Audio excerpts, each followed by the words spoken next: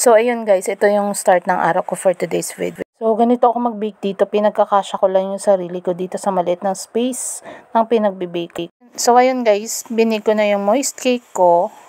Para bukas yung gagawin ko naman ay yung mga chiffon naman.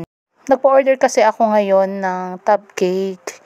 In one tub, meron ng 2 cake. Yema cake at saka choco moist cake. Cake 2 o yata ang tawag doon. So, bago ako gumawa nito, nag-collect muna ako ng orders and gagawa ako ng 30 pieces na tubs na 650 ml. Tapos, 30 pieces yung gagawin ko. Kaya ako siya binake na ngayon kasi para mas maging moist pa siya kapag chinil natin siya. Yung chiffon cake kasi hindi mo siya pwedeng i-chill na matagal or i-store sa chiller kasi titigas yun. So, kapag gumagawa ako ng chiffon cake, dapat 1 to 2 days lang talaga makonsume na siya. Sabi nila yung mga moist cakes ay tumatagal ng up to months. Pero, hindi ko pa siya na-try.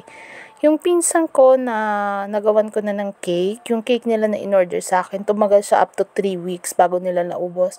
At moist pa rin yung cake.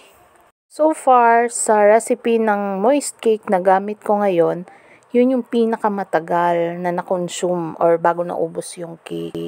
Basta properly stored lang siya sa refrigerator, hindi yan masisira agad. Yun lang guys.